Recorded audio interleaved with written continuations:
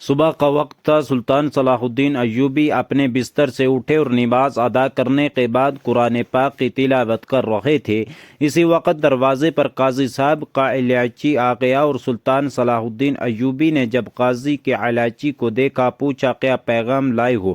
قاضی صاحب کے الاچی نے کہا حضور قاضی صاحب نے ایک پیغام بھجوایا ہے کہ آج عدالت میں ایک ایسا انوکھا مقدمہ آیا ہے جس کا فیصلہ کرنا میرے بس کی بات نہیں۔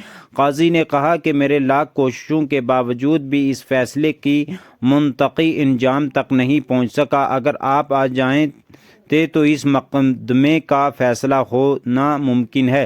سلطان صلاح الدین ایوبی نے اپنے وزیر کی طرف دیکھا تو وزیر نے اشارے سے بتایا کہ حضور آج کا مقدمے کو رہنے دیں، ہم آج اپنی اہم مہم پر چلتے ہیں۔ لیکن سلطان صلاح الدین ایوبی نے الاچی سے کہا کہ لگتا ہے کہ کوئی خاص مقدمہ ہے جس کی وجہ سے قاضی صاحب نے خاص طور پر اپنے الاچی کو بھیجا۔ الاچی نے سر ہلاتے ہوئے کہا کہ حضور نے اپنے وزیر کے ساتھ لیا اور عدالت میں پہنچا۔ سلطان صلاح الدین ایوبی نے عدالت میں پہنچے تو ہر طرف ہجوم ہی ہجوم تھا۔ تمام لوگ سلطان صلاح الدین ایوبی کا انتظار کر رہے تھے اور قاضی صاحب بھی سلطان صلاح الدین ایوبی کا انتظار میں بیٹھا ہوا تھا۔ قاضی صاحب نے سلطان صلاح الدین ایوبی کو خوش آمد کہا اور اپنی نشست سلطان کے لیے چھوڑ دی۔ سلطان صلاح الدین ایوبی نے قاضی صاحب کی نشست پر بیٹھا اور آپ کے بائیں طرف قاضی صاحب بیٹھا تھا اور ساتھ میں سارے وزیر بیٹھ گئے۔ اب سلطان صلاح الدین ایوبی نے حکم دیا کہ مدعی کو پیش کیا جائے۔ مدعی پیش ہوا اور مدعی کو دیکھ کر سلطان صلاح الدین ایوبی بڑا پریشان ہوا کیونکہ وہ ایک بوڑھا خستہ حال بزرگ تھا اور اسے اور اس کے ساتھ نوجوان حسین و جمیل لڑکی تھی۔ سلطان صلاح الدین ایوبی نے قاضی صاحب سے اس بوڑھے کا مقدمہ اور قاضی صاحب نے کہا کہ حضور اب آپ ہی بوڑھے کے منہ سے سب کچھ سن لیں کیونکہ پہلے اس بزرگ کی بات سن کر میرا دل تڑپ اٹھا ہے۔ سلطان صلاح الدین ایوبی نے بزرگ سے مخاطب ہو کر کہا کہ بتاؤ بابا جی تمہارا کیا مسئلہ ہے جس کے لیے تم قاضی صاحب کی اس بات پر مجبور کر دیا مجھے اپنے اہم کاموں کو چھوڑ کر عدالت میں آنا پڑا۔ بوڑھا بزرگ اس وقت گھٹنوں کے بل زمین پر بیٹھ کر رونے لگا اور کہا سلطان معزز اس کا موچی ہوں، سادہ اپنے دکان میں کام کرتا ہوں اور میری ایک نوجوان حسین و جمیل بیٹی ہے۔ آج دوپہر کے وقت ایک گاؤں کا آدمی میرے پاس بھاگتا ہوا آیا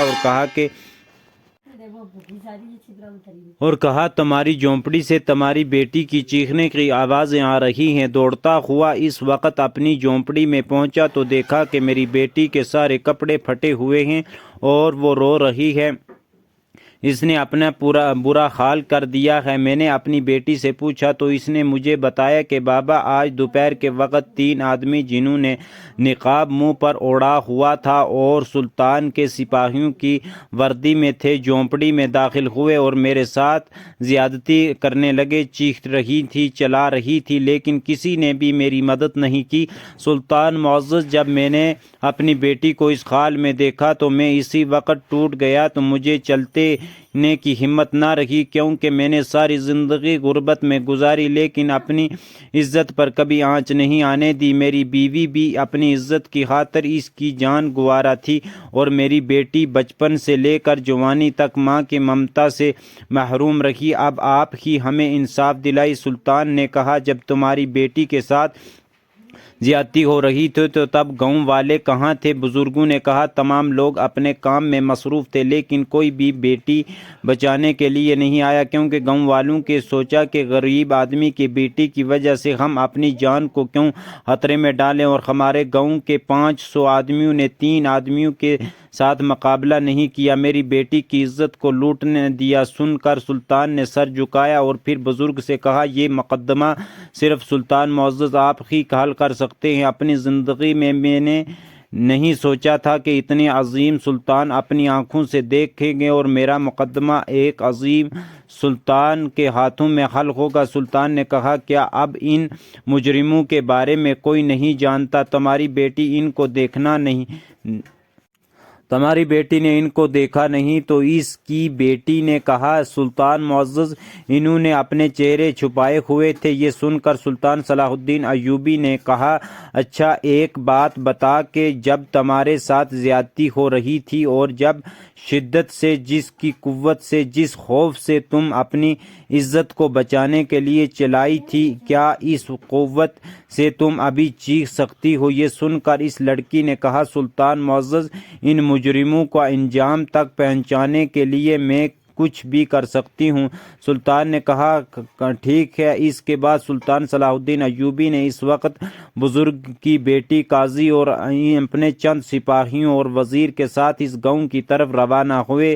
سلطان صلاح الدین ایوبی نے ان لڑکی کے اس طرح جھونپڑی میں بٹھا دیا اور اپنے چند سپاہیوں کو گرد علاقے میں پھیلا دیا اور کہا جہاں تک ان لڑکیوں کی آواز جائے وہاں تک سارے لوگوں کو پکڑ کر میرے پاس لاؤ۔ سلطان کے سپاہی پورے گاؤں میں پھیل گئے۔ سلطان نے اس لڑکی کو کہا زور زور سے چیخنا شروع کر دو۔ لڑکی نے زور زور سے چیخنا شروع کر دیا۔ چند لمحوں میں سلطان کے سپاہی آگے اور حضور اس گاؤں کے سارے حد تک جتنے بھی خیمے لگے ہیں تمام لوگوں تک آواز آئے گی۔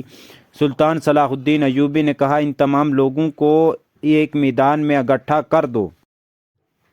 اب سلطان نے ان تمام گاؤں والوں کو اکٹھا کیا اور کہا جب اس لڑکی کے ساتھ زیادتی ہو رہی تھی تو تم کہاں تھے؟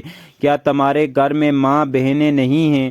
تو لوگوں نے کہا حضور ہمارے اس گاؤں میں ایسی واردات کئی مرتبہ ہوتی رہتی ہیں لیکن لوگ اپنی عزت کے ڈر کی وجہ سے خاموش ہو جاتے ہیں۔ ہم میں اتنی طاقت نہیں کہ ہم ان کا مقابلہ کر سکیں۔ ان 3 آدمیوں کے پیچھے بہت بڑا گینگ ہوگا اور اگر ہم آگے سے مزاحمت کرتے ہیں تو وہ اپنے گینگ سمیت ہمارے گاؤں پر حملہ کرتے ہیں اور ہمارے بچوں کو قتل کرتے ہیں۔ سلطان بڑا پریشان ہوا اور پھر ان گاؤں والوں کو کہا کہ اگر تم اپنی غلطی کی تلافی کرنا چاہتے ہو تو ابھی اس وقت جاؤ اور شام تک ان تینوں مجرموں کو پکڑ کر میرے پاس لاؤ ورنہ میں سارے کے سارے گاؤں کے زندہ ڈال دوں گا۔ تمام گاؤں والے پورے علاقے میں پھیل گئے۔ سارے جنگل کو چھان مارا۔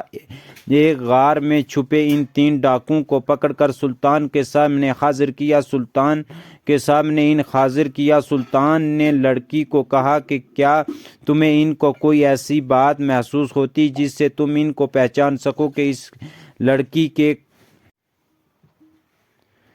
جنہوں نے میرے ساتھ زیادتی کی؟ اب سلطان صلاح الدین ایوبی گاؤں والوں کے مخاطب ہوا اور کہا اگر پہلے دن جس لڑکی کے ساتھ یہ زیادتی ہوئی اب اگر وہ آواز اٹھائے تو آج اتنی لڑکیوں کی عزت خراب نہ ہوتی اور ان کے کب کی سزا مل چکی ہوتی۔ اس کے بعد سلطان صلاح الدین ایوبی نے ان تینوں کا سر کاٹ کر ان کی لاشیں پورے گاؤں میں گھوڑے کے پیچھے گھسیٹیں اور ان کے سر